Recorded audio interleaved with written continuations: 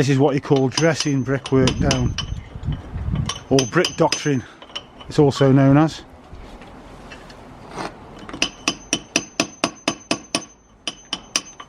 You have to clear out all the old mortar, or the new one hasn't got anywhere for it to grip. Plus you're sort of trying to get a brick in and it's just not lining up. So you make sure you get it cleaned off to the brick base on the top and the bottom and the sides. Then when you put your mortar in, it's all new and it'll key straight in. Probably be wise to just go down some of the bricks as well, so the frogs grip again, won't it? But definitely get them cleaned off, because otherwise you put them in and then you've got things happening. So get them much better. Chris is just taking out this brick that is tied in, and the best way is, if you haven't got many tools, is to use a drill stitching system where you drill around the joints and then you can knock it out. Let me talk about the bit. Sort of a smallish bit, 10mm, is it? 8mm? On hammer action, but nothing too powerful a drill. Going in with a sort of SDS or something, you might end up blowing the brick out, and then it's a nightmare, isn't it? So just going steady as you go, with the hammer action is on, and just working through it really on high speed rather than sort of low speed.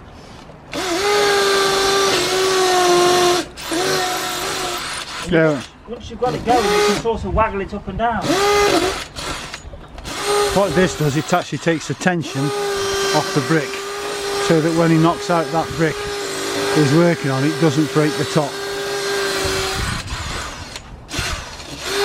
All the bricks are tied in together and the mortar holds them tight into the bond. So you've got to break that bond.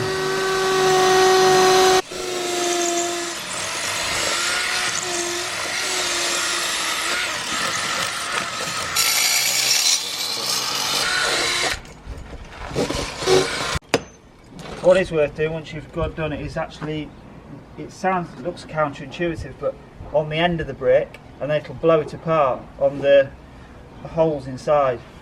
Chris has covered that in a previous video, but if you hit the end of the brick inwards, it's got the torsional strength of all this. Obviously if it's on an end you haven't got that, but in there if you hit it, like you see, it sort of explodes inside itself, and you can go work from there.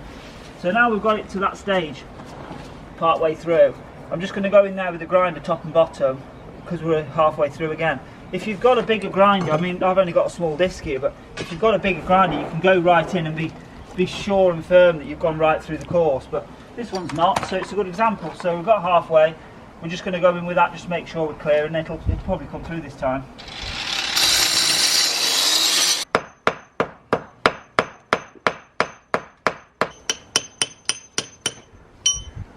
This is probably knocked down about 100 chimneys knowing Chris.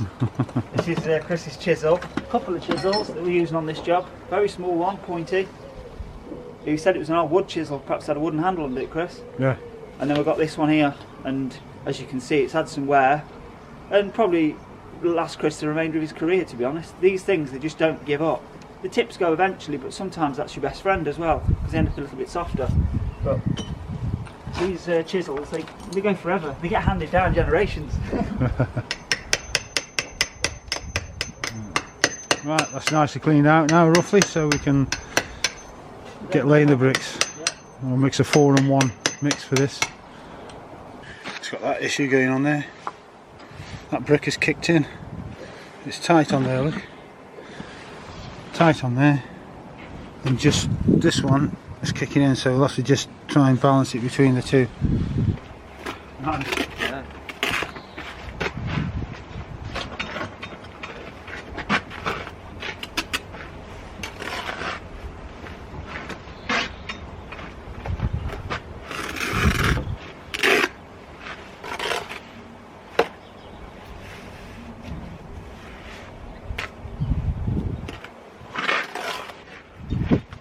Put that one in first because it's easier to get it. You can't get it in when you come across.